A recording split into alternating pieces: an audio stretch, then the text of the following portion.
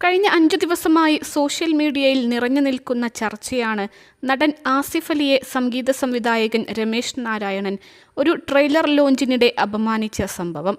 ആസിഫ് അലിയിൽ നിന്ന് മൊമെന്റോ സ്വീകരിച്ച ശേഷം സംവിധായകൻ ജയരാജിനെ വിളിച്ചുവരുത്തി അദ്ദേഹത്തിൽ നിന്ന് മൊമെന്റോ സ്വീകരിച്ച സംഭവം വ്യാപകമായി വിമർശിക്കപ്പെട്ടിരുന്നു.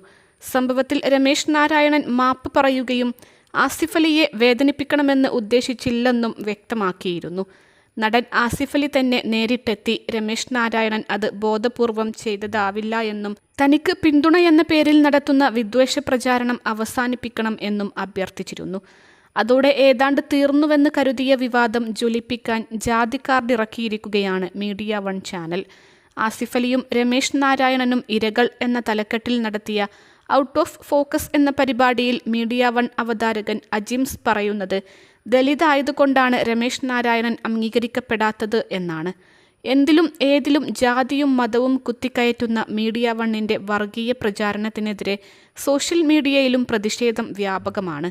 ഔട്ട് ഓഫ് ഫോക്കസ് പരിപാടിയിൽ അജിംസ് ഇങ്ങനെ പറയുന്നു: പെരുവനം കുട്ടന്മാരാരാണ് ആ വേദിയിലെങ്കിൽ അദ്ദേഹത്തിന് ഈ ഗതികേട് നേരിടേണ്ടി വരുമായിരുന്നു. ഇനി സോപാന സംഗീതം പാടുന്ന ഒരാളാണെങ്കിൽ പേര് തെറ്റിപ്പോവുമായിരുന്നു ആങ്കർക്ക്. രമേശ് നാരായണൻ സന്തോഷ് നാരായണൻ ആയി മാറുമായിരുന്നു. ഇല്ലല്ലോ. ഒരു ശാസ്ത്രീയ സംഗീത വിദഗ്ധൻ കർണാട്ടിക് സംഗീതത്തിൻ്റെ ആളായിരുന്നെങ്കിൽ പേര് മാറിപ്പോവുമോ? ഇല്ലല്ലോ. യേശുദാസിൻ്റെ പേര് മാറിപ്പോവുമോ? ഇളയരാജയുടെ പേര് മാറിപ്പോവുമോ? ഇതെന്തുകൊണ്ടാണ് രമേശ് നാരായണൻ മാത്രം? അദ്ദേഹത്തെപ്പറ്റി ആർട്ടിക്കിളുകൾ ഒന്നുമില്ല. അദ്ദേഹത്തെക്കുറിച്ച് ആരും സംസാരിക്കുന്നില്ല. അദ്ദേഹം ഹിന്ദുസ്ഥാനി സംഗീതത്തിൻ്റെ ഐക്കൺ ആണെന്ന് ആരും സമ്മതിക്കുന്നില്ല. അദ്ദേഹത്തെ ആരും അറിയില്ല. എന്തുകൊണ്ടാണ് ഇത് സംഭവിക്കുന്നത്? എൻ്റെ ചോദ്യം അതാണ്. എന്തുകൊണ്ടാണ് ഈ പേര് തെറ്റിപ്പോവുന്നത്? എന്തുകൊണ്ടാണ് ജയരാജിന് പോലും അദ്ദേഹത്തെ വേദിയിൽ വിളിച്ച് ആദരിക്കണം എന്ന് തോന്നാത്തത്? എന്തുകൊണ്ടാണ് അദ്ദേഹത്തിൻ്റെ കല മഹത്തരം ആവാത്തത്? അദ്ദേഹം തീരെ അറിയപ്പെടാത്ത ആളാണെന്ന് ഭൂരിഭാഗം പേരും ചിന്തിക്കുന്നത്. അതിൻ്റെ പേരാണ് ജാതി. രമേശ് നാരായണൻ്റെ പേരിൻ്റെ കൂടെ ഒരു വാൽ ഉണ്ടായിരുന്നെങ്കിൽ അവരത് സമ്മതിച്ചേനെ. അദ്ദേഹം ഒരു ദലിത് സമുദായക്കാരനാണ്. അതുകൊണ്ട് അദ്ദേഹം പണ്ഡിറ്റായാലും സർവജ്ഞ പീഠം കയറിയാലും അദ്ദേഹം അംഗീകരിക്കപ്പെടില്ല.